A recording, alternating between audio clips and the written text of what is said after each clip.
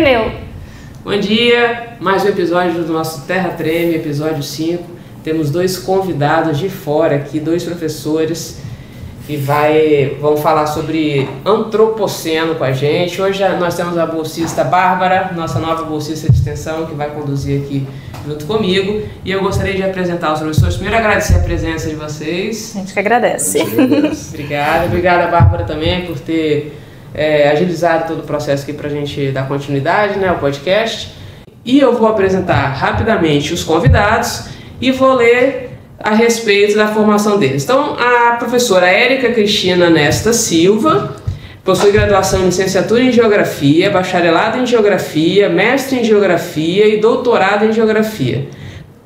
Todos pela Unesp, né? Unesp Presidente Prudente, realizou estágio de pesquisa no exterior durante o doutorado na British Geological Survey, na Inglaterra, com bolsa da FAPESP, e durante o pós-doutorado na Universidade de Viena, também com bolsa da FAPESP. Atualmente ela é professora do curso de Geografia e do programa de pós-graduação em Geografia da Universidade Federal de Rondonópolis, UFR.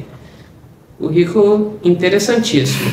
Professor Caio Marques dos Santos possui graduação em Geografia pela Unesp de Presidente Prudente, mestrado e doutorado pela mesma instituição, atualmente professor do curso de Geografia e também do programa de pós-graduação em Geografia da Universidade Federal de Rondonópolis. Integra a rede de pesquisadores em qualidade ambiental urbana, ligada ao grupo de pesquisas Gaia. Interessante. Muito bem. Vamos dar início então aqui. Bom, a primeira pergunta, acho que está todo mundo curioso, eu, Bárbara e os espectadores também, né, a respeito do antropoceno, né? Então a gente queria que vocês falassem o que é o antropoceno e por que esse conceito é importante para a gente entender, por exemplo, os problemas ambientais contemporâneos. Começo? Bom dia a todos. Bom, o antropoceno, ele é um conceito que surge especialmente a partir do nome, né, antropoceno, especialmente no comecinho dos anos 2000, e o interessante é que ele surge dentro dessas discussões relacionadas às alterações ambientais, de superfície, de atmosfera, etc.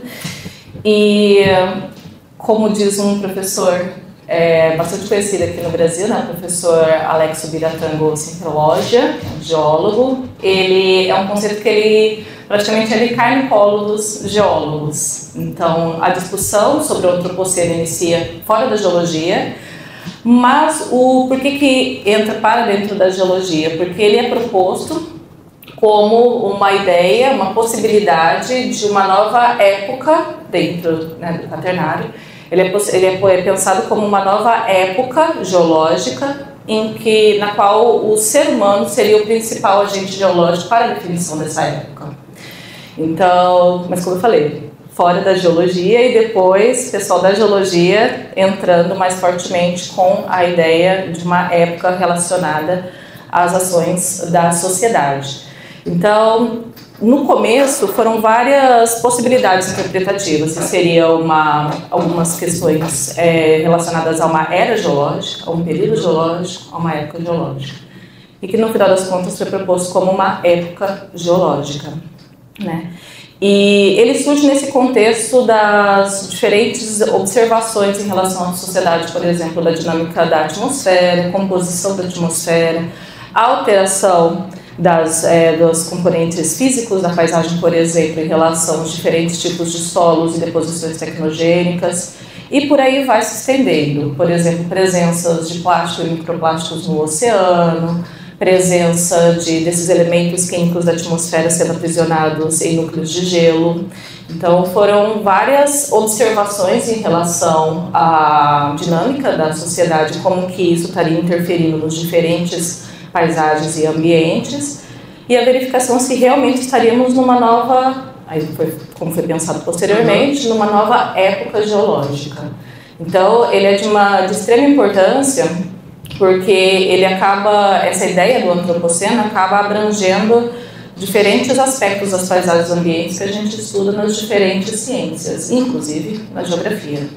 E que ano mais ou menos que começou essa Então, isso é bem interessante, porque a ideia do antropoceno, esse termo mesmo antropoceno, ele se torna mais difundido, inclusive na mídia e para fora do ambiente acadêmico, até mesmo na mídia no geral, em obras de arte, em exposições de arte, etc. Mas ele inicia especialmente entre 2000 e 2002. E no Brasil?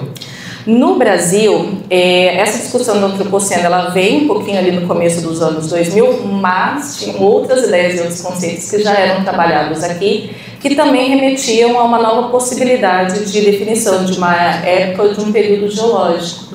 Só que essa foi, digamos, pouco difundida mundialmente, que seria a ideia do tecnógeno ufnário.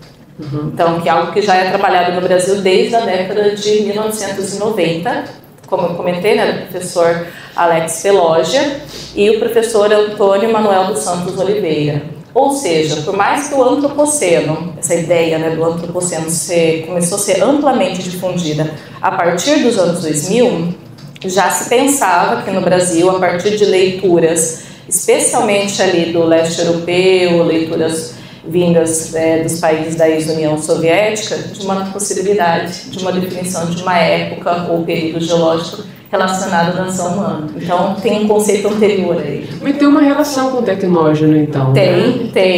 Mesmo que nos escritos relacionados ao antropoceno, especificamente relacionados ao antropoceno, especialmente no início dessa discussão, não se tenha sido citado o tecnógeno e o ufnário, ele tem uma relação quando você pensa que o ufnário e o tecnógeno foi pensado como um período e uma época posterior ao quaternário Holoceno. Então seria depois, pós-Holoceno?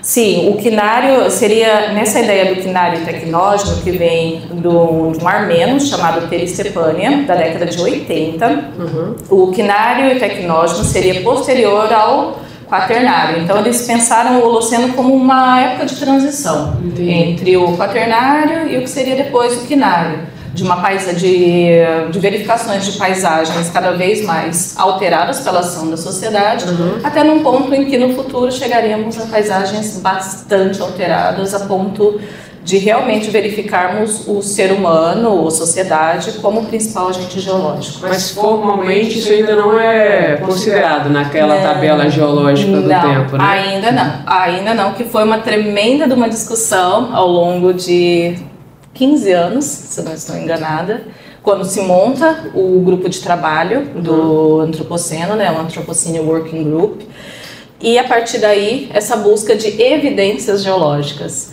O professor Alex Peloggia, ele até menciona, e o professor Oliveira também, essa questão porque normalmente as ideias, eu sou da geografia, né, então essas ideias eu fui aprendendo com eles e com os outros professores, né, da geologia. Então, normalmente, se você tem um vestígio material, a evidência material nas rochas, nos sedimentos, ou até mesmo nos núcleos de gelos, etc., e depois a identificação do período, a partir do que se aparece nessas camadas, por exemplo, em relação aos fósseis. No entanto, a questão do antropoceno, essa evidência foi buscada a posteriori da ideia. Então, chegou a ideia do antropoceno, chegou a ideia através do Crutzen, no comecinho dos anos 2000, Crutzen e Stomer, e aí lembrando que o Crutzen, ele é um prêmio Nobel, se eu não estou enganada, na área de química, da década de 90, então é uma pessoa bastante conhecida, né, na ciência, e pensou-se nessa ideia do antropoceno como uma era, enfim, geológica, nesse primeiro, como eu falei, né, faltando um pouquinho de definição em relação a onde se encaixaria isso, né. E depois os geólogos veem, tá bom, então a gente tem essa ideia, foi amplamente difundida, é uma ideia interessante de ser considerada, visto as várias alterações da sociedade nos diferentes ambientes e paisagens, e agora precisamos buscar a evidência material disso. Precisamos buscar as evidências, e aí começa o trabalho do Working Group, propriamente dito. Muito legal. Muito legal. Vocês repararam que a Érica é o que domina, né, as explicações sobre o antropoceno, né? A gente trabalha junto, a gente é um casal, né, há 15 anos, e recentemente ainda se intensificou as relações de trabalho e pesquisa. A minha parte é tentar colar o antropoceno com a geografia. Como?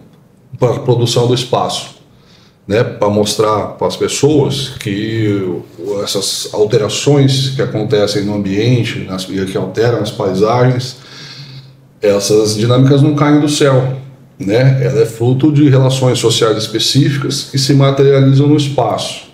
Então, a parte da nossa pesquisa está em desmistificar isso, né? De que está todo mundo sob o mesmo efeito, que todo mundo produz alterações iguais, que todo mundo sofre igual com as mudanças climáticas, com o advento do antropoceno, e o nosso papel é mostrar que não. Se a gente tem um espaço geográfico segregado, desigual, eventualmente fragmentado, então não é todo mundo que produz as alterações de forma igual, tampouco sentem da mesma forma. Então a gente está tentando ligar o antropoceno com a produção do espaço, né? Que isso tem uma forma histórica específica, que é uma forma específica de produzir o espaço, que é a produção capitalista do espaço. Então nem todo mundo toma as decisões para produzir o espaço, né? Geralmente para a gente, né? Quem produz as alterações que hoje se discute, o advento dessa nova época, período geológico, são as pessoas responsáveis que produzem o espaço. E a maior parte da população é que sofre com isso. Então a gente está trabalhando nessa ideia para romper e desnaturalizar isso, que todo mundo faz parte, está todo mundo no mesmo barco, e não estamos todos no mesmo barco. Legal. No contexto do antropoceno, como que a ação humana tem alterado os ciclos naturais da Terra? Por exemplo, o ciclo da água, o clima, a biodiversidade. Tem alguma relação com essas alterações? Várias alterações, várias relações, perdão. Como eu comentei, né, no grupo específico do Anthropocene Working Group, aí por que eu falo também desse grupo de trabalho, né, que é dentro da subcomissão geográfica do quaternário? Porque, como você mencionou, né, dos meus estágios, né, relacionados ao doutorado e depois no pós-doutorado. Durante o doutorado, na BGS, na British Geological Survey, eu tive a oportunidade de trabalhar com Colin Walters, que ele até então era o presidente, na época não, mas posteriormente se tornou presidente dessa comissão, né, desse grupo de trabalho. E durante o pós-doutorado, que eu encerrei agora no comecinho do ano, eu trabalhei com o Michael Walrich, que é lá de Viena, que também faz parte dessa comissão. Então eu tive a oportunidade de trabalhar com esses dois geólogos e aprender um pouco mais sobre essa questão do antropoceno. E tem tudo a ver com as alterações, nos diferentes ciclos, né? Tanto em relação à perspectiva do clima, da alteração da composição e das características da atmosfera. Então aí entra também uma relação muito forte com a questão das mudanças climáticas, especialmente quando se considera essas mudanças aceleradas pela ação humana, né? Entra também nas questões relacionadas à erosão, intensidade de erosão, intensificação dos processos erosivos, intensificação dos movimentos de massa, novos materiais na superfície, em subsuperfície, como por exemplo plástico, concreto, cada vez mais sendo utilizado, por exemplo na Europa, especialmente uma intensificação do uso, por exemplo, do concreto, de vidro, após a Segunda Guerra Mundial, para se ter uma reconstrução rápida das cidades. Então, o uso do plástico, né, como eu falei, amplamente difundido, e hoje a gente tem notícias, né, e vê, inclusive, plástico dentro do nosso próprio organismo. Então, são várias. A questão das extinções em massa, também, né, fazendo uma correlação com as grandes extinções que tivemos no passado geológico e com as alterações, especialmente nos componentes biológicos que estão ocorrendo devido a ações da sociedade, né? Então, por exemplo, algumas espécies estão desaparecendo, enquanto outras estão sendo bastante difundidas e muitas vezes em ambientes que não lhe era inicialmente o seu ambiente de origem. Então, e isso também vai deixando vestígios na superfície, isso também vão criar novos fósseis para o futuro. Então, você tem uma relação também com a perspectiva do futuro, né, de como estará essa superfície e subsuperfície no futuro, para as futuras das gerações de cientistas estudarem. Os arqueólogos. Os arqueólogos do futuro. Então, ela possui, essa questão do antropoceno, ela possui relação com vários dessas dinâmicas que já são que se encontram bastante alteradas. A relação dos ciclos, né, de carbono, de nitrogênio, e aí entra, por exemplo, a questão dos agrotóxicos, dos fertilizantes, etc. E como que isso está alterando a composição dos solos e a composição da água, né, dos aquíferos e dos rios.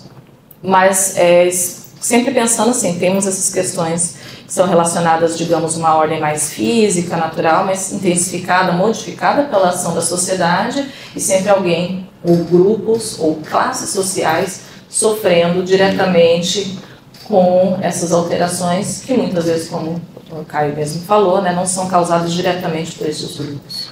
Os aterros são considerados também? São considerados também. Tanto que tem dentro dessa perspectiva do tecnógeno, como eu falei, que é anterior, né, a do quaternário, perdão, a do antropoceno, tem uma outra definição que também vem ao encontro, que são dos depósitos tecnogênicos.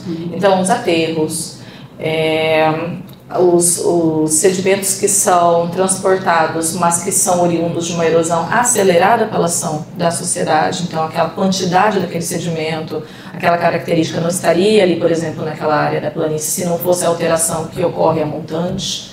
Então, tudo isso tem relação com essa perspectiva dessas alterações, e são esses depósitos que anteriormente, né, denominados como depósitos tecnogênicos, e que possuem relação, por exemplo, na literatura. Tecnogênico mais ou continua sendo chamado. No Brasil a gente utiliza bastante esse termo, só que internacionalmente utiliza muito o termo antropogênico, então depósitos antropogênicos. Que seria a mesma coisa do tecnógeno pra gente, no caso. Seria. Porque no caso do tecnógeno é bem interessante o termo, né, porque ele traz essa conotação da técnica, né, de algo que é realmente relacionado ao desenvolvimento econômico, social, de transformação da natureza, advindo da ação da sociedade. Então, o depósito tecnogênico que tem sido trabalhado no Brasil, como eu falei, desde a década de 90, ele possui bastante relação com os depósitos antropogênicos que são citados na literatura internacional. E com classificações, né? Exatamente. Você perguntou do aterro sanitário, então tem as classificações, segundo o tipo de material, a forma como ele foi depositado, né? Então tem o gárbico, espólico, isso. Se é direto, mas se é indireto. Mas seria nome da rocha? Seriam classificações para essas deposições. Classificação da deposição. Isso, da deposição. Pelo tipo de material que contém. Ou pela ação de origem. Ou pela ação de origem. Mas ainda não dá nome à rocha. As rochas ainda está havendo uma discussão sobre isso, até mesmo porque foram encontradas, né, algumas rochas recentes, sedimentares, já com presença de plásticos. Né? Então, eu vi uma postagem alguns meses atrás, antes do Carlos mencionar a vinda de vocês. Eu vou até resgatar isso e vou postar. Um professor, ex-professor meu do FRJ, ele postou uma rocha que você olha assim, principalmente na foto, né? Assim, pessoalmente talvez seja diferente, mas ela é igualzinho uma rocha natural, assim. Especialmente sedimentar, né? E aí tinha isso que você falou, tava com a intercalação de coisas naturais, mas com plástico. Acho que o plástico tinha uma coloração esverdeada. Ficou uma rocha bem bonita, assim. Sim. E aí eu vou resgatar, vou te mandar e vou postar no nosso Instagram também, porque eu vou relacionar o tema. Mas a gente desconhece a classificação já de rocha, que sofreu diagênese com material manufaturado. É uma curiosidade mesmo. Agora, as camadas, né, que se materializam, que é o que a gente trabalha mais, as camadas de depósito. E essas têm classificações que têm evoluído com o tempo. Né? Tem então as antigas, tem as classificações que ela participou, o professor Pelógico, o João, que foi nosso orientador lá da Unesp. Então tem várias classificações por tipo, né? Então, e o nosso papel é reforçando, né? Você perguntou de relações humanas, de atividades humanas. A gente concorda, mas a gente tem que especificar historicamente essas ações humanas, porque ela é um nível de abstração muito alto humano. Porque se a gente pega o humano, vai pegar desde os povos originários, que tinha uma relação mais harmônica com a natureza externa a gente, né? até o momento que a gente está, que é uma sociedade específica historicamente, com uma dinâmica, uma forma de produzir mercadorias e a vida que é localizada historicamente. Então essa sociedade, né, ela é uma relação humana, um produto da atividade humana, mas historicamente localizada. Então esse grupo é uma sociedade hoje fragmentada em classes, né? Basicamente, né, a classe que detém os meios de produção é a turma que trabalha, o proletariado, né? Exatamente. Então é esse cuidado que a gente está tentando ter, né? Porque a gente está observando que se a gente fica no antrópico só e na atividade humana, a gente acaba escamoteando, ocultando as relações sociais por trás das ações que causam as modificações. E também no lance porque muitas das coisas que acontecem, né, eu estudei isso mais recentemente, as inundações, né? As inundações o pessoal tem, e vai acabar, a inundação vai acabar gerando um depósito. Sim. De que isso é um problema ambiental. Essa é uma preocupação muito forte. Tá, é um problema ambiental, mas antes ele é um problema ambiental porque se manifesta, mas a origem dele é, antes de mais nada, um problema social. Né? Porque a gente tem brincado, né? Assim, a natureza externa, a gente não tem intencionalidade. Né? Ela fala assim, eu não vou agora chover. E você vê muito em reportagem, quando cai, desliza um morro, né, o deslizamento de terra, fala, é culpa da chuva. Não é. Então, falar que a culpa é da chuva, que é da tempestade, você esconde uma relação social que produziu um espaço numa área de risco. Exato. Né? E isso não cai do céu, isso daria para ser evitado. Né? A gente tem muito estudo que já demonstra como é que você delimita uma área de risco. Exato. Nosso papel é esse, é um problema ambiental? Mas tem uma causa social. Se não fosse essa causa social, a gente não teria a manifestação no espaço, que é o problema ambiental. Que assim, esses movimentos de massa, né, eu sempre falo com os alunos, quando eles acontecem, até mesmo os terremotos, quando eles acontecem em áreas porque a gente está aqui, mas a dinâmica do planeta tá rolando aí, né? Sim. Então, quando acontece esse movimento de massa numa área que não é habitada, está acontecendo ali, é um processo da natureza, né? Então, vai acontecer de qualquer forma. Agora, quando envolve a sociedade de alguma maneira e acaba, né, abrangendo a vulnerabilidade dessa parte da sociedade, aí vira uma questão de risco efetivamente, né? Isso, social. É um problema social. É o que você falou, a natureza não bota ninguém em risco. É a gente mesmo, pelas nossas dinâmicas de produção do espaço, que coloca em risco. E aí o lance é esse, não é todo mundo que está em risco. Isso. É uma parcela específica da sociedade, sobretudo os mais pobres, e entre os mais pobres estão efetivamente os negros, que são os que mais sofrem com os problemas, dito ambiental. E a nossa tarefa porque tem outra coisa que a gente localizou, o uso indiscriminado do conceito de ambiente. Muitas vezes o ambiente como sinônimo de natureza. Então a gente entende o ambiente, de forma geral, como um produto da relação sociedade-natureza. Sim. Então quando desliza a terra, é um fenômeno natural. Certo. Mas se tem uma ocupação, acaba virando um problema ambiental. Eu costumo dizer que eu chamo de fenômeno natural e quando envolve a sociedade de desastre. As pessoas chamam de desastre natural. O desastre não é natural. Na verdade, é um fenômeno natural e desastre quando envolve a sociedade. Exatamente. Isso tem que ficar claro, fica muito na mídia, fica muito midiático esses nomes, as pessoas se confundem, a gente tem que esclarecer. Né? Então, a gente vai fazer uma fala na quarta, né? E aí eu vou falar lá, eu não estou propondo nada novo, não estou querendo inventar a roda, estou querendo reforçar, martelar coisas para desmistificar coisas que a mídia hegemônica tradicional põe. Então, quando põe na reportagem, vou botar alguns, né? A chuva, por conta das chuvas, inundou tal bairro. Não é a chuva. Tem esse componente do fenômeno natural, mas na hora que interage com relações sociais, você tem o desastre, que eles chamam de natural, não é. Porque a natureza não tem intencionalidade. Sim. São fenômenos que acontecem, né? E a gente potencializa, ou pode retardar, mas efetivamente a gente coloca um determinado grupo de pessoas específico em risco. Aqui em Vitória mesmo, Vitória é um município que tem uma área insular e uma área continental, né? E grande parte do nosso município é a área de aterro. Nós temos uma área de manguezal, tem uma área, um canal, uma baía. Então ela tem toda uma drenagem ali e é toda ocupada em forma de aterro. Por exemplo, o bairro Praia do Canto é aterro puro, Bento Ferreira. Temos várias, a universidade mesmo, a maior parte dela é toda aterrada. Então a gente chama isso de depósito tecnogênico. Então sim, exato, por isso que eu perguntei dos aterros, foi pensando nisso.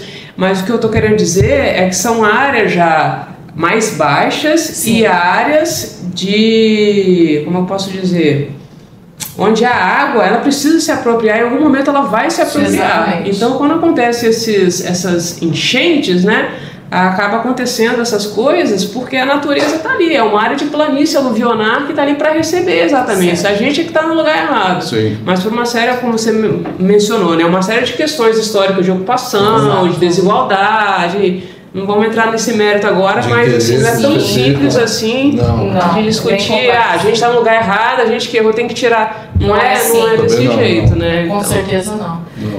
Nessa questão do que você estava comentando, né? A água, uma hora ela vai ocupar aquela área que lhe é natural, né?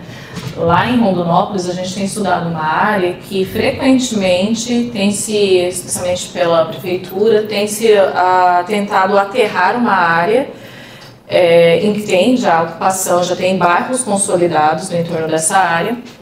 E o que acontece? A terra, por exemplo, no período mais seco, durante a época de chuva, novamente abre uma feição erosiva naquela área. E agora, recentemente, eles colocaram nas tubulações para coleta de água pluvial. Vamos ver se isso vai ser durável ou não. Porque até então, todo o trabalho que a gente fez de reconhecimento, né, tanto de trabalhos de campo, o Caio orientou também uma dissertação naquela área. Então, todo o trabalho que tem sido feito mostra que a terra num período, novamente no outro período tem a feição erosiva. E era uma área, pelo que a gente observa, geomorfologicamente falando, pelas imagens, era uma área que é de uma nascente, tanto que aquela feição é extremamente conectada ao curso d'água. Então, digamos, natural a água ocupar aquela área, porque é o seu canal. Exatamente. E aí, na tentativa de aterrar e recentemente até lotear aquela área, não sei se vai ocorrer construções específicas naquele ponto, mas na tentativa de aterrar, não resolve a questão. E novamente no período de chuva tem o processo erosivo. E aí onde que é a questão? Tá, a gente estuda o processo erosivo, a questão ali da presença ali da água, na resolução das questões, né, dos problemas. Aí entra a questão do problema. As camadas de deposição. As camadas de das deposição. Tentativas de aterrar. Porque assim, isso é interessante também, você está perguntando das tentativas de aterro, então assim, a gente tem estudado cada uma dessas camadas e a verificação, sabe, de plásticos, de tijolos, de outros materiais, porque quando abre a feição erosiva, a gente consegue ver essas várias camadas de deposição. E durante o pós-doutorado, inclusive, a gente fez coletas e identificação das características químicas, se há ou não algum tipo de contaminação.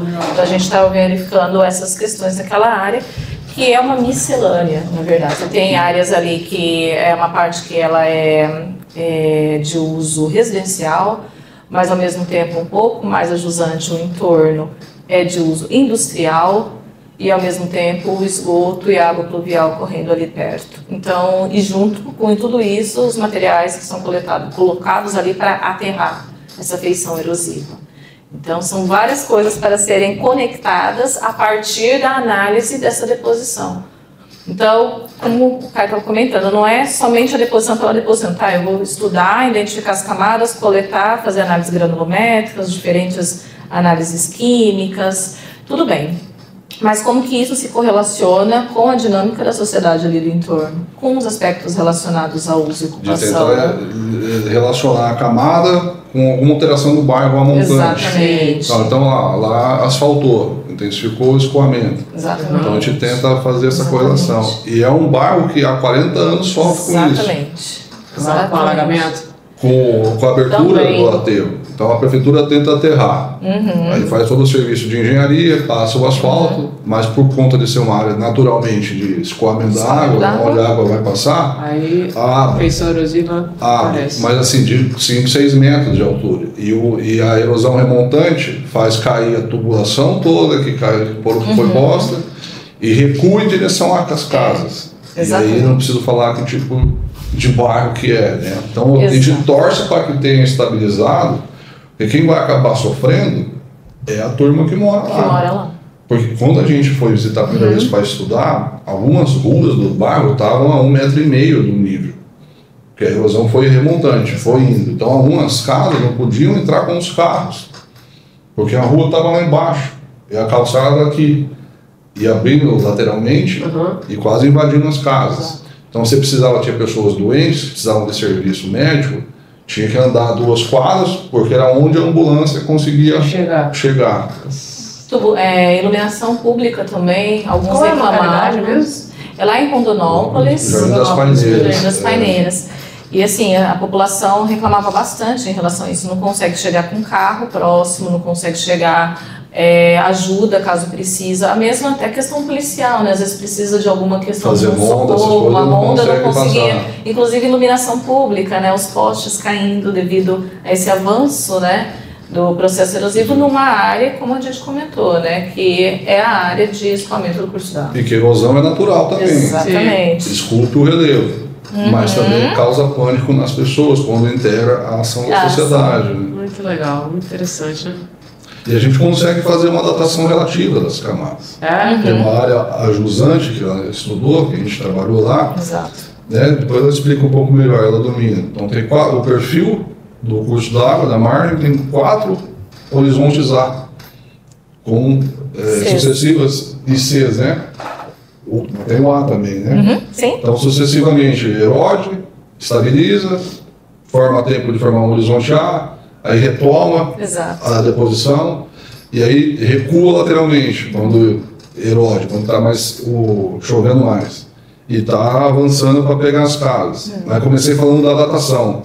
A gente conseguiu datar de um nível para cima, porque a gente achou ali um pacote de chips, um salgadinho. E a gente consegue ver a data de fabricação. Estava preservado. E um tubo de lubrificante de carro, que na época ainda não era o CNPJ, antigamente era o CGC. Então a gente pesquisa mais ou menos quando era o CGC, a gente consegue estimar dali para cima, para hoje até o presente, quanto tempo tem. Então a gente consegue estimar a espessura do depósito. E se não tivesse essa data, por exemplo, e nesse CGC? Aí tem algumas questões. Vocês têm um método de datação? Específico não, de datação absoluta. Tem alguns trabalhos, né, que fazem tem tentativas de datação. Nós nunca fizemos de datação absoluta. Tá? Mas tem? Existem algumas possibilidades de datação, inclusive durante o meu estágio em Viena, alguns colegas estavam tentando fazer datações com essas deposições mais recentes, porque a depender do tipo de método de datação absoluta, esses intervalos muito recentes não dá certo, não pega esses intervalos de poucos anos ou poucas décadas, né? Então estão tendo algumas tentativas assim, de datações absolutas. A gente nunca trabalhou. O que a gente trabalha mais até o presente momento, né? A gente tem trabalhado realmente com essas datações relativas a partir do tipo de material encontrado. Aí você não encontra a fabricação, pesquisa, por exemplo, o layout da embalagem. O layout da embalagem. Você na internet, quando foi feito a última vez que saiu isso? Década de 80. Até propagandas antigas por exemplo, a de embalagem de salgadinho, a gente ficou procurando... Não tinha, na verdade. Às vezes pelo lote, dá pra saber também. Dá pelo lote, mas no caso da embalagem específica de salgadinho, na realidade não tinha, era só realmente ela não tinha data de fabricação, tinha propaganda. Tinha propaganda, tinha aquele desenho lá acho que era dos Cheetos. E a gente foi procurando, Fandangos, perdão, isso. E aí a gente foi procurar na internet propagandas antigas da década de 80, de 90, e a gente encontrou o intervalo ali aproximado de quando exatamente aquela embalagem, ela era aquele salgadinho com aquela embalagem, com aquele logo, com aquelas imagens, era comercializado. É bom ressaltar a parceria com o professor Ladeira. Com certeza.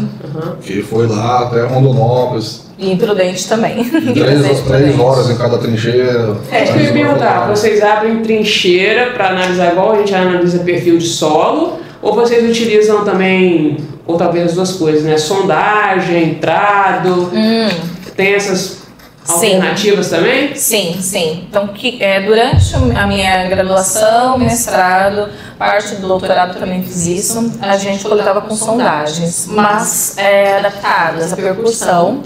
Durante a graduação, a gente coletava com tubos de PVC, tubos plásticos, só que quebra. Encontrou um fragmento de tijolo, um fragmento de concreto, na hora que está penetrando a percussão, quebrava. E na pancada. E durante já o mestrado e o doutorado, principalmente, a gente começou a utilizar tubulações de ferro. Então comprava... sim, tem toda uma estrutura, né? De um tripé com uma roldana para conseguir fazer o furo, para fazer a coleta. Fazer a sondagem propriamente dita, né? Sondagem. E depois o testemunho vocês usam também? Isso, a gente coletava esse material, levava para o laboratório lá em Prudente, no caso em Presidente Prudente, na Unesp, e muito gentilmente o pessoal ali da parte de serviços ajudava a gente a abrir com uma maquita da serralheria, a abrir, e aí a gente tinha esse testemunho. E aí identificação. Exatamente, essa é a questão. Depois de fazer todas as análises, fica exposto para a visitação. O que a gente fala assim, tá vendo? Um solo é esse, a gente tem lá os macropedolitos, né? Isso aqui é um solo. Isso aqui é deposição tecnogênica. Não solo, né? Muito legal. Porque assim, a gente consegue identificar essas camadas e a gente acaba fazendo adaptações de procedimentos que são utilizados na geologia, que são utilizados na pedologia, e aí entra a questão do pós-doutorado, né, que eu fiz com o professor lá na Unicamp, né, o professor Chico Ladeira, Francisco Ladeira, e aprendendo a mais ainda investigações relacionadas aos solos. E o interessante deste ponto que o Caio estava comentando, você tem uma sequência de horizontes A's e C's, porque durante o trabalho de campo conseguiu verificar ali na exposição, no perfil já exposto, porque aí durante o pós-doutorado a gente trabalha já com o perfil exposto, então numa questão erosiva, a gente faz para não precisar abrir trincheira e tinha esses perfis expostos, né, por processos erosivos. E aí foram identificadas as camadas e aí, junto com o professor, identificamos estruturas e elementos que já indicavam processos de pedogênese, especialmente nos As, nos horizontes As. Então, o que a gente conseguiu correlacionar? Do material já, né? Exatamente. Então, esse é o ponto. Esse é um ponto, porque o material de origem... Muito. Porque o que acontece? Você tem uma camada de sedimentos com fragmentos, por exemplo, de laterita, que não são muito típicas ali exatamente naquele ponto, mas de outras formações ali próximas. E esses fragmentos de laterita são usados nos calçamentos, os arruamentos. Então, por isso estão lá, porque foram trazidas, né, desses arruamentos para dentro dessa área da planície. Mas tem a laterita natural que é depositada por ali, na região também. Próximo ali, mas não específico naquele ponto. Sim. Então possivelmente utilizado para utilizar nas ruas. E aí, com a erosão, trazida para dentro da planície. Junto com esses potes de plástico e de outros materiais, e logicamente junto com a areia, silt e argila. É legal falar porque no trabalho da Érica, que a gente trabalhou junto, ela fez 4 pontos perto do canal. Então, daquele primeiro que a gente falou do Jardim das Paineiras, que abre e fecha, aterrado... É montante desse. É montante desse. Ainda tem um outro mais montante, que é aquele ali a gente identificou como um neossolo. Neossolo quartzarênico. Né? Mas tem um depósito aqui em cima, mas embaixo um neossolo quartzarênico. Então a gente consegue identificar a laterita de calçamento porque está vindo desde montante, contando a história do bairro, da produção do espaço. E por que vocês escolheram essa área? Vocês já sabiam que poderia ter algum depósito tecnogênico? Já tinha professores da universidade que levavam, né, os alunos lá em trabalho. Quando eu cheguei lá, mas como é que eles descobriram? Na verdade, descobriram o problema em si, né? Ó, sempre tem uma feição erosiva aqui, as pessoas aqui do entorno sofrem. Quando eu cheguei lá no curso, eu passei lá na disciplina de Fundamentos de Geologia e Geomorfologia. E fui fazer um campo com um professor muito antigo, o professor Jorge, de Geografia Urbana. Ele falou, vamos parar num ponto que você precisa explicar isso aí para a turma. Porque aí ele falou da produção do espaço urbano, e aí eu olhei aquilo e falei, não é possível, tem que estudar isso. E aí outro colega também, o Geatra, falou, vai estudar aquilo lá. Aquilo é impressionante. Aí nesse campo eu conheci. E aí a Érica, até ela passar lá no concurso com a gente, ela ia me visitar. E aí eu olhava aquilo e falava, vamos estudar. Aí o primeiro estudo foi da UERICA. A UERICA falou, vamos pegar as imagens do Google Earth, retroagir, para a gente fazer o testemunho, usando imagem orbital, da mudança do espaço. E a mudança também da feição. E ao fazer as análises das mudanças, ela foi usando uma classificação de depósito. E aí é legal falar também, quando forma o depósito, você também forma um terreno tecnogênico. Então tem a classificação de terrenos tecnogênicos. Então, ela foi vendo que ao longo do tempo passa de um terreno tecnogênico de agradação direta, porque se jogou um aterro, a um terreno tecnogênico de degradação. Né? E aí, esse que é o barato. Então identifica nessa parte do aterro, do Jardim das Paineiras, com os materiais que tem laterita lá também, jogada para aterrar. E aí a camada a gente vê direitinho, por cor. E quando não distingue a cor, vai para a técnica da pedologia, pela morfologia. Mas são bem delimitadas. São bem delimitadas. Camadas com muito azulejo, com pneus, ou misturado, com plástico. E vai lá para baixo na jusante. Na verdade, lá em Rondonópolis, especificamente trabalhando com esses materiais, fazendo as coletas e tudo mais, a gente adaptou muita coisa do que eu tinha aprendido durante a minha graduação, mestrado e doutorado, desenvolvendo as pesquisas lá com o professor João Osvaldo Rodrigues Nunes, da Unesp de Presidente Prudente. Juntamente, trocando ideias aí como eu falei, com o professor Alex Pelógio, com o professor Antônio Manuel dos Santos Oliveira. Então, assim, a gente... eu falo que a gente é bastante sortudo neste ponto, depois do professor Francisco Ladeira da Unicamp, no sentido de que sempre a gente teve boas parcerias e essas trocas com professores bastante conceituados na área, que sempre trouxeram elementos interessantes, alguns muito novos para a gente. A questão da pedologia, a gente já tinha uma ideia, por exemplo, de que essas deposições poderiam ser novos materiais de origem para esses solos, mas a gente conseguiu realmente verificar ali com o professor Ladeira da Unicamp, em campo, que realmente tem.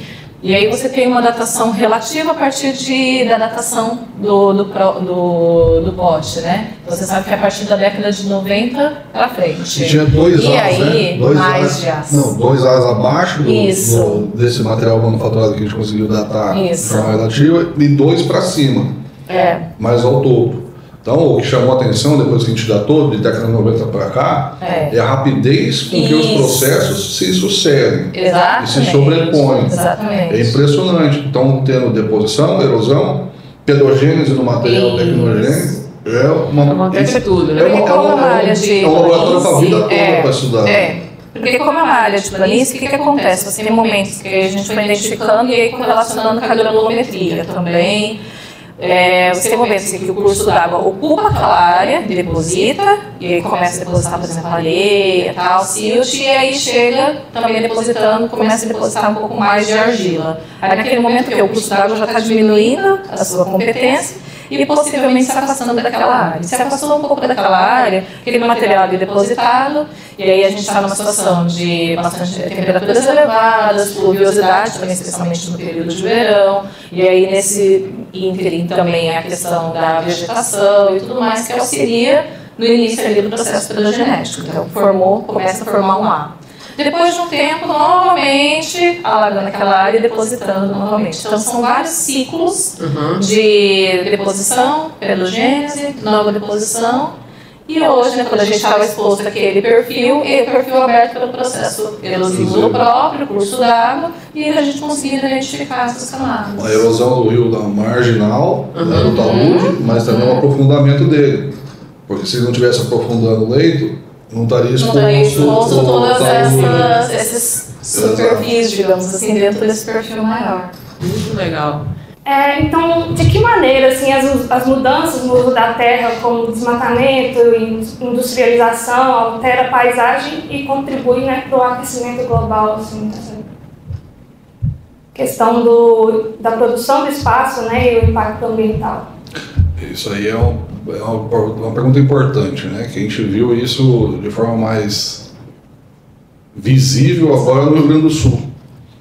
Então aconteceu tudo aquilo lá, e a reação que teve do governador foi: não, calma, não é tudo isso. Por que ele estava querendo esconder? Que ele flexibilizou uma série de legislações ambientais. Sim. E a legislação ambiental vai interferir, um tomador de decisão, na produção do espaço. Qual que foi a produção do espaço? Repercutido disso? Desmatamento e avanço do cultivo agrícola. Isso muda a interação atmosfera-superfície. Né? Eu não sei se precisar quanto isso especificamente numa região específica contribui, mas o pessoal tem escrito e estudado que contribui efetivamente, né?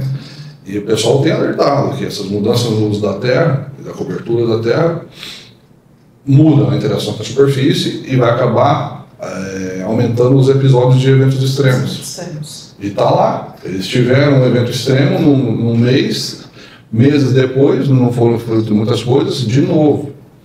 Então, para a gente é muito claro, e é o que a gente, pelo menos para mim, mais especificamente, é um motivo mais de militância acadêmica, de mostrar isso, né, que não é à toa, né, não é natural essa produção do espaço, ela é específica no momento histórico, e que a gente precisa mudar.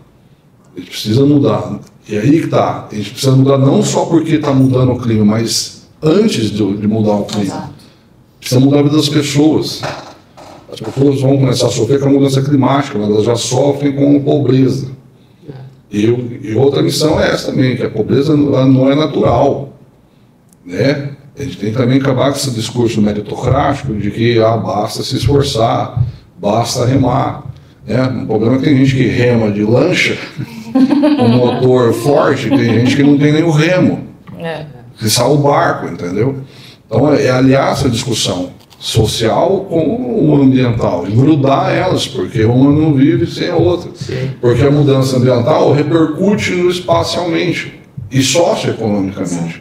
Tem que fazer essa conversa de retroalimentar, né?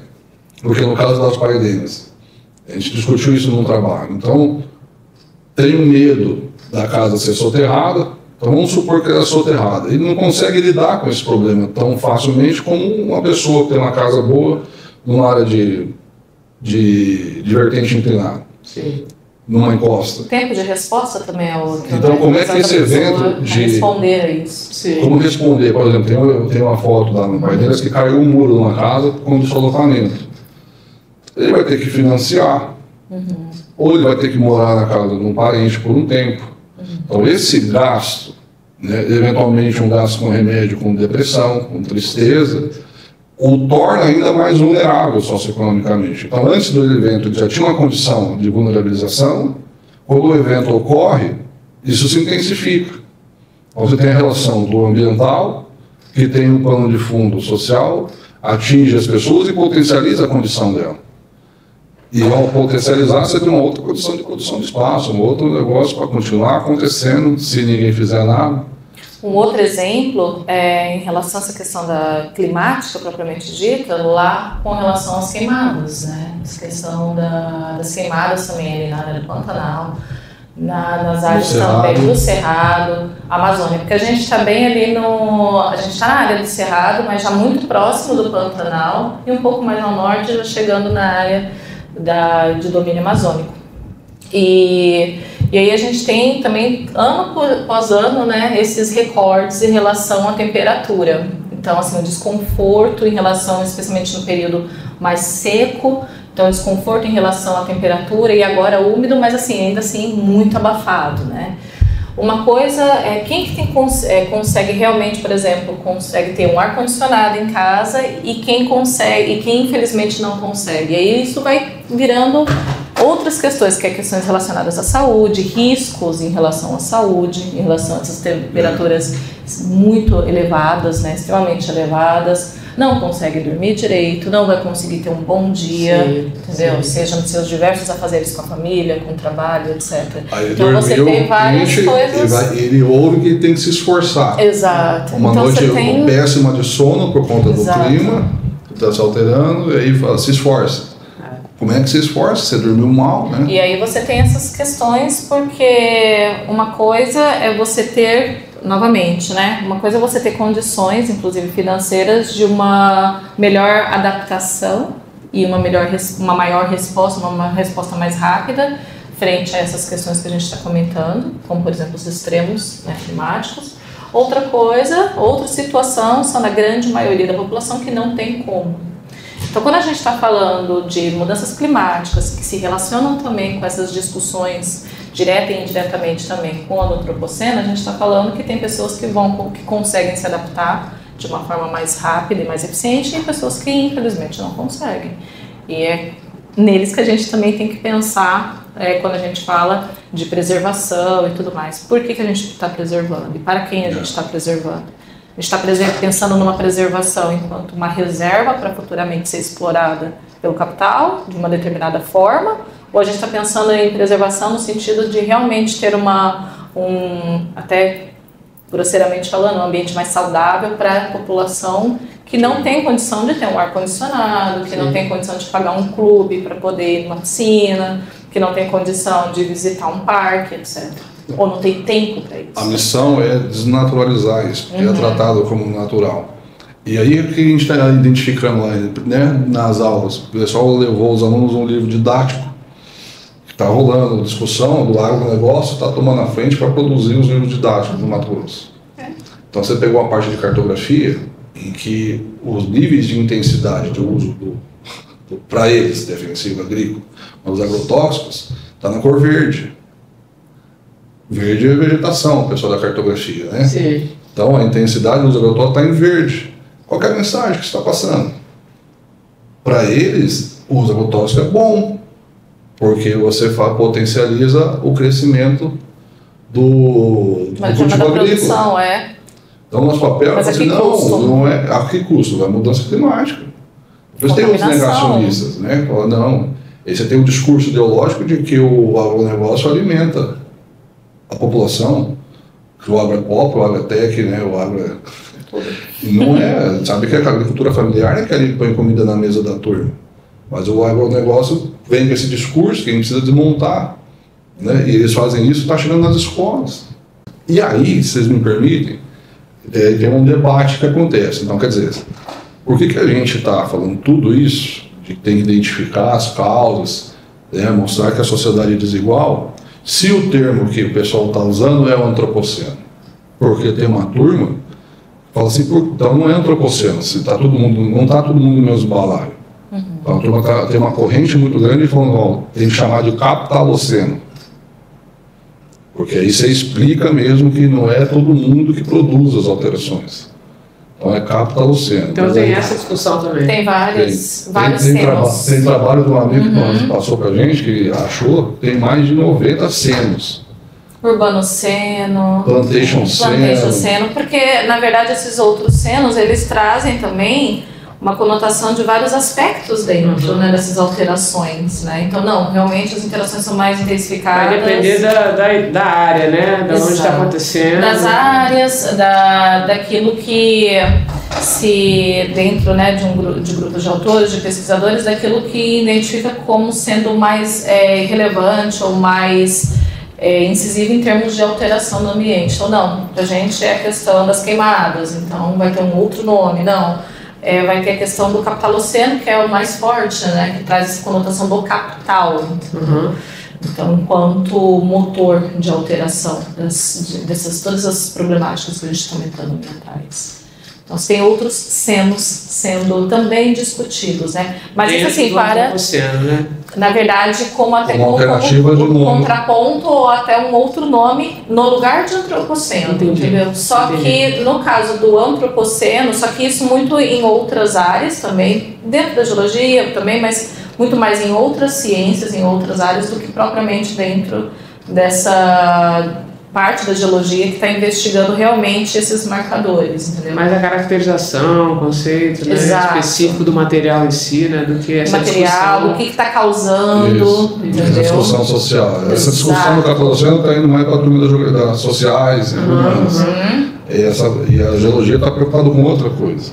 No caso especificamente, por exemplo, do Working Group, todo o trabalho foi desenvolvido em termos de sim, verificar diferentes elementos que dão base ao antropoceno no sentido de deposições, núcleos de gelo, microplásticos nos oceanos. Então tem várias evidências materiais para isso, até mesmo no sentido de de uma proposição de um golden point para o antropoceno, né? De uma identificação de uma seção tipo específica que ela pode ser correlacionada mundialmente com essas diferentes alterações. E aí nisso, entre essas evidências, entre essas possibilidades de identificação, uma muito forte que tem sido identificada é a presença de plutônio. E aí é realmente um marcador muito forte, né, a presença de plutônio em diferentes tipos de sedimentos, especialmente em lagos, porque tem uma marcação específica que é em relação aos testes nucleares. Então aí você consegue ter uma datação muito mais precisa e específica a partir do uso, por exemplo, do plutônio. E espalhada mundialmente. Espalhada mundialmente. Apesar de a grande maioria dos estudos estarem ainda localizados, essas investigações e essas identificações, a grande maioria ainda concentrada no hemisfério norte. Eu fiquei curiosa com uma coisa, foi uma menção anterior que vocês fizeram, com relação à granulometria do material. Eu fiquei pensando na maneira como a gente faz, né, procedimento, usando as peneiras, depois decantação, método da pipeta para argila. Exatamente. É o mesmo método? É o mesmo método. É? Exatamente o mesmo. Não muda nada, não tem nada de diferente? Não, o que tem de diferente, por exemplo... Para granulometria, assim. O processo em si é o mesmo, né? O processo em si é o mesmo. Mas, por exemplo, na hora que vai fazer o fracionamento da areia, por exemplo, durante o meu doutorado, a gente conseguiu identificar, principalmente na areia grossa e muito grossa, que não era areia, era areia no sentido da fração areia, do tamanho. Mas era fragmento de tijolo, fragmento de queimada, fragmento de plástico, outros materiais para além daqueles naturais que formam as areias do quartzo em si. Sim, mas na hora de chamar, vocês chamam de areia, por exemplo, muito grossa, ou vocês chamam material muito grosso? Identifica como areia grossa, fina e tal, só que a gente identifica que nas observações e nas imagens... Vocês dizem o material que corresponde, a gente consegue, né? isso que eu queria saber. Especialmente utilizando estereomicroscópio e tal, a gente consegue utilizar esses materiais. Lâminas. Estava para lâmina para o microscópio petrográfico. Isso, microscópio petrográfico, a gente usa bastante. A gente ainda não sabe, mas ainda não há uma técnica de identificação de material específica de alteração humana. Então usa, como a Erika falou, técnicas clássicas da pedologia e da geologia. Sim. Para identificar os materiais antropogênicos, não tem uma técnica específica. Exato. Que a gente saiba até agora, né? Acaba se utilizando as técnicas da geologia e da pedologia ainda, né? Sim, acaba utilizando. Em relação à classificação do material, falando nessa questão da geologia, né? Dessas diferentes técnicas. Na Inglaterra, durante o meu doutorado, foi bem interessante que eu trabalhei com os dados, não o material em si, né, mas os registros de sondagens na cidade de Londres. E eram muitos, assim, centenas de registros. Na área urbana ali mesmo. O centro de Londres, a City mesmo, que é a parte bem central ali de Londres. E a gente fazia, quando eu fui fazer esse estágio lá, eu aplicava a mesma coisa que eles estavam aplicando por uma outra área dali de Londres. Então eu apliquei para a City. E aí o que acontecia? A gente tinha ali os dados de sondagens desde o começo do século passado. Então, desde o começo do século passado, já se identificava algumas camadas que eles chamavam de mating grounds, né, que são os terrenos, né, produzidos, e ali identificava tem presença de tijolo, de concreto, etc. Então, já se havia uma identificação em termos de, durante as sondagens, por que essas várias sondagens? Porque a cidade de Londres também está constantemente alterando os seus prédios e tudo mais. E para ter um novo prédio, uma nova construção, ou alargamento ali da área do aterro, tudo mais, precisa ser feita a sondagem para verificar o material que está abaixo, para produzir espaço.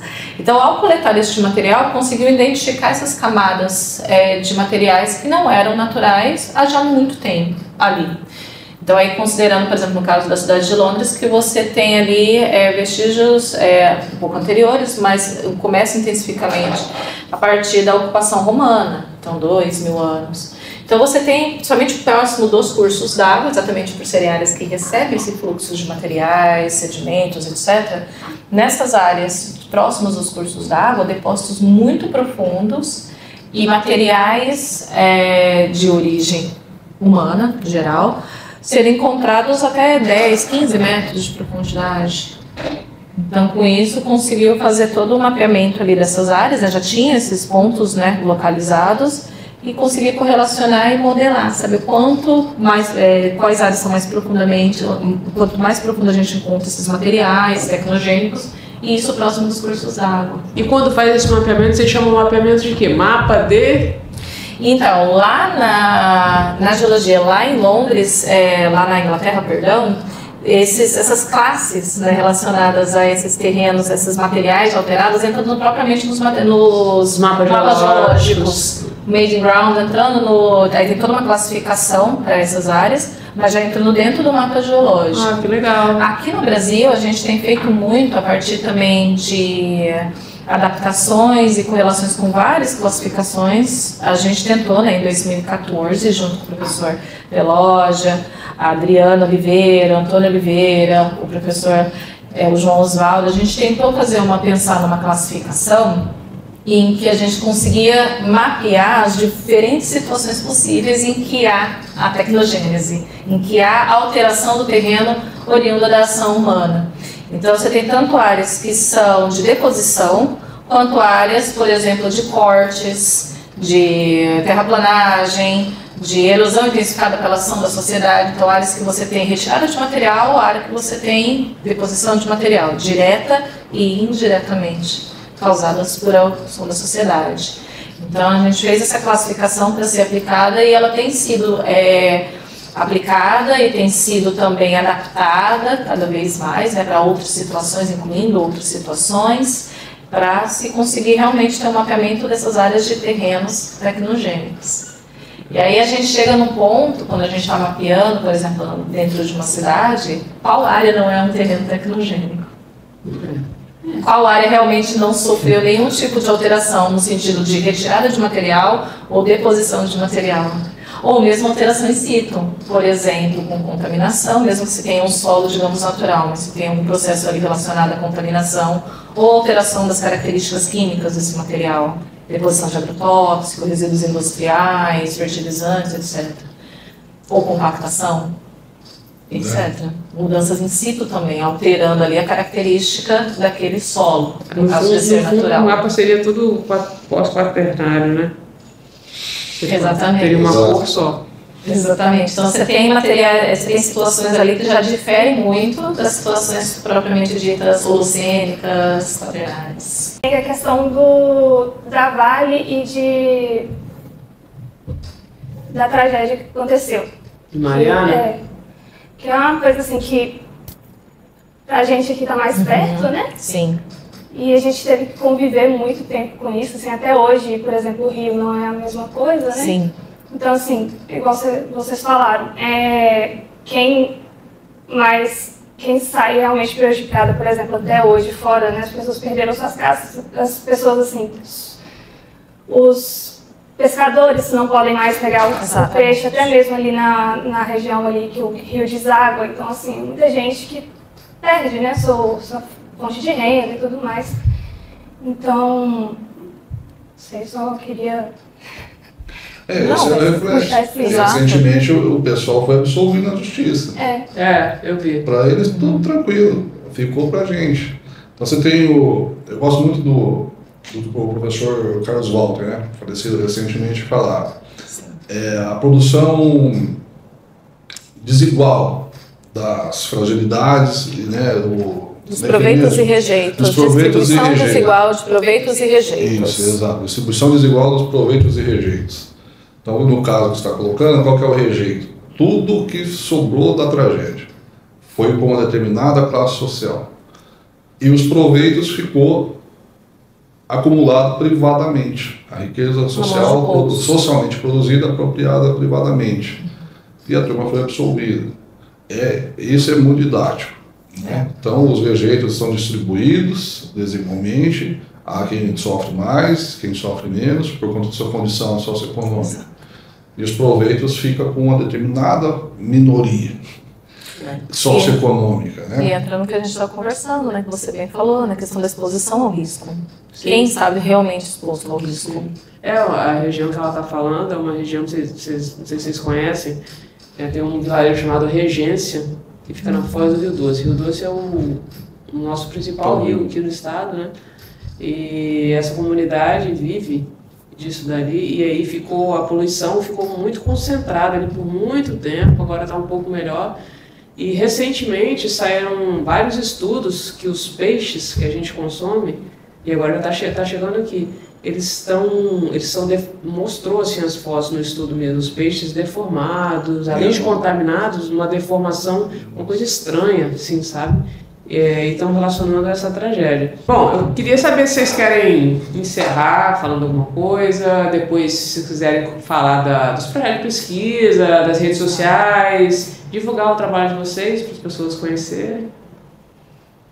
Tá joia. Então, eu agradeço a participação, o convite, agradeço bastante o convite para a gente falar desse tema que a gente tem investigado há tanto tempo, né? Desde 2009, aí depois entrando especificamente no Antropoceno. E poucas pessoas falam disso, né? Verdade. Isso é legal. Verdade. Eu embarquei com ela, porque o meu doutorado foi com traço de fissão, datação. Não para deposições tecnogênicas. Gênese do Planalto Horizontal Marinho. E você foi para uma área mais social, parece, agora, né? Sim. Fui, porque aí eu fui para Rondonópolis e não tinha a mesma condição de estrutura. Sim. Porque aí o traje de fissão precisa de reator nuclear, precisa de equipamento caro, e lá a gente não tinha. Então eu tive que adaptar minhas pesquisas para a estrutura que a gente tinha. Uhum. Então, e aí fui me interessando pela área dela e tal, e a gente foi trocando junto. Ela inicialmente um pouco mais técnica e eu indo para um pouco lado social. E ele está casando, então as produções estão conjuntas, né? Fazendo praticamente um pouco a mesma coisa, né? Trabalhando no mesmo laboratório. É parceiro de vida, agora é colega de trabalho, né? Qual o nome do laboratório? De geologia e geomorfologia. Ah, legal. A gente não vai conseguir falar o nome do perfil do Instagram, porque é recente e eu não decorei. Não, Aí se puder botar na descrição. Eu tive que botar um monte de underline, eu não sei aonde ele está especificamente agora. Perfil tem só duas semanas? 2-3 semanas. 2-3 semanas, a gente ainda está iniciando, né? Então a gente se inspirou muito em questões de redes sociais, né, de vocês, e no de pelologia lá do Francisco Ladeira, lá da Unicamp, também, que vira e mexe eles estão postando. Inclusive lá no perfil, no blog, não no Instagram tem, né, um linkzinho, mas no blog do laboratório de pelologia lá da Unicamp, tem alguns textos também que a gente fez de divulgação científica sobre o antropoceno, sobre a questão da classificação dos terrenos tecnogênicos. E recentemente, o terceiro e último, né, que foi uma participação que eu fiz enquanto eu estava em Viena, que eu tive a oportunidade de participar da reunião que eu participo como colaboradora de o IGCP, né, que é o IGCP 732, que é o Language of the Anthropocene. Então, os IGCP são projetos, né, financiados pela Unesco, né, na guarda da Unesco, e eles financiam bastante esses projetos relacionados às geociências, questão dos geoparques, etc. Então, tem um específico coordenado pelo Michael Robert, que é o professor que eu fiz o meu estágio agora em Viena, durante o pós-doutorado. E esse IGCP eu participo, como eu falei, como colaboradora, e temos colaboradores ao redor do mundo todo, né? E eu participei da reunião na China. Então, em Xi'an, na China, conheci lá a área dos soldados de terracota, foi muito legal. E a próxima reunião, esse ano teve o Congresso Internacional, né, de Geologia, eu fui para Busan, na Coreia do Sul. Teve uma sessão voltada para o antropoceno, tanto uma sessão oral quanto apresentação de painéis em pôster, né? Eu apresentei em pôster. E o ano que vem, se tudo der certo, essa próxima reunião do IGCP relacionado ao antropoceno será no Brasil. Avisa gente. Com certeza a gente vai divulgar. E essa próxima reunião, se tudo der certo, será no Brasil no ano que vem. E a próxima, se eu não estou enganada, no Paquistão. Legal. Então, esse é um projeto, né, que eu tenho participado através do professor o Paul Walters. Ele me apresentou o Michael e o Michael me convidou a participar como colaboradora desse projeto. E agora, né, com a bolsa da FAPESP, eu tive a possibilidade de fazer o estágio durante o meu pós-doutorado lá na Universidade de Viena. E lá, o interessante é que, dentre as muitas aspectos, temáticas de diferentes áreas que têm sido abordadas e trabalhadas dentro desse guarda-chuva do antropoceno, lá eles trabalham também especificamente com essas deposições em áreas urbanas. Então, muito se correlaciona com o que a gente tem feito. Então, eu tive essa oportunidade de aprender com um grupo liderado por ele lá em Viena. Poxa, muito legal, bem concretizado já, né? Sim, bem. Muito legal. Vou pegar um gancho da tua fala para reforçar um negócio interessante, que é muita coisa que a Érica conseguiu fazer de viagens, que ela contou agora, foi a partir de financiamento público de pesquisa. Então, a gente reforça, é um entusiasta, um defensor ferrenho da universidade pública. Sim. Gratuita e de qualidade. Com certeza. E do financiamento público de pesquisa. Então a Érica conhece muitos lugares e pessoas e faz pesquisa graças à universidade pública e o financiamento. Então a gente puxa daí já um reforço interessante, importante. Importante falar isso mesmo. E o nosso agradecimento para reforçar, né, o esforço do programa de pós-graduação, da professora Gisele, o seu de nos convidar, e o esforço do Carlos Eugênio de fazer as mediações, um amigo que a gente fez em Rondonópolis. Tem que reforçar as parcerias de pesquisa. Também acho. O professor, nosso orientador, que comigo me orienta desde 2004. João Oswaldo, da Unesp Prudente, e é parceiro de pesquisa até hoje. Sim. Quem a gente conheceu agora, o Francisco Ladeira. Foi da sua banca de doutorado. Foi da banca de doutorado. Os colegas do curso de geografia lá, que a gente, né, embora não faça pesquisa intensamente junto, mas a convivência é importante. As orientações dos alunos, porque a gente é produto da interação também. Sim, com certeza. A gente não consegue fazer nada sozinho. Ninguém faz ciência sozinho. Não, de forma alguma. Então a gente aprende ensinando e ensina aprendendo, né? Então os alunos, porque a nossa vida na universidade é feito de multitarefas. A gente faz o ensino de pesquisa e extensão e faz o administrativo também. Eu não sei você, mas eu não gosto. Nem eu. Então sobra muito pouco tempo para a gente se aprofundar em algumas coisas. E a boa parte dos nossos aprofundamentos vem das pesquisas dos alunos. Exatamente. De monografia, iniciação científica, e lá no caso do Rondonópolis, monografia. E daí a importância deles publicarem, né? De com certeza. Estou meio batendo na tecla aqui no laboratório para os meninos também. Sim. Então a gente é produto disso tudo, que precisa lembrar. Eventualmente a gente pede desculpa se esqueceu de alguém na nossa história. Sim. Mas é importante. Lá em Prudente, no laboratório de solo, o João, a gente começando, até agora que permanecem as relações. Sim, com certeza. O João, o Francisco Ladeira, Alex Veloge, Antônio Manuel, que sempre também foram muito parceiros nessas trocas de ideias.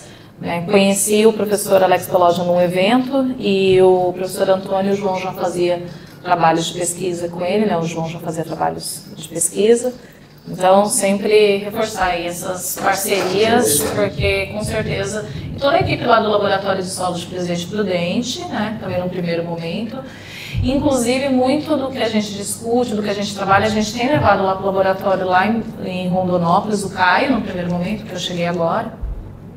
E agora lá em Rondonópolis a gente está na pós-graduação e tem essa possibilidade de discutir tudo isso que a gente está falando com os alunos da graduação. Eu ainda darei aula na pós-graduação, mas teria essa possibilidade de discutir também com a pós, o Caio já dá aula e orienta na pós. E também nos projetos de extensão, né? Pensando aí no tripé, que a gente está com um projeto de extensão lá da pós-graduação, em parceria com a graduação, em que alunos tanto da rede pública quanto da rede privada têm a oportunidade de conhecer a universidade, 3 laboratórios, no caso ali da geografia, um dos quais o nosso, e a gente discute tanto as questões relacionadas à questão da geologia mesmo, os tipos de rochas, características de solos, etc., mas trazendo essa questão social e crítica junto. O projeto chama Terra Viva, né, que eu cheguei lá, comecei a fazer esse projeto, mas é uma cópia do que a gente aprendeu a fazer em Prudente, que chamava Trilhando pelos Solos. Trilhando porque tinha um caminho que vai desde a rocha matriz, explicando as rochas, todo o processo de formação do solo e até a ocupação da terra. Eu falei, vou fazer igual. Então a gente recebe alunos, o pessoal liga pra gente, marca a visita, os alunos vão lá, a gente bate um papo com eles. Ah, legal, legal. É importante. E esse lado social que a gente pega aí não é nosso, né? A gente vê, o João sempre explicou isso. Sim. E o João foi orientando da professora Dirce Sortegaray. Então, uma professora muito crítica, né, dessa relação cidade-natureza. Então, a gente passou pra gente, por um tempo eu fiquei geologia, doutorado, e depois voltamos para a crítica.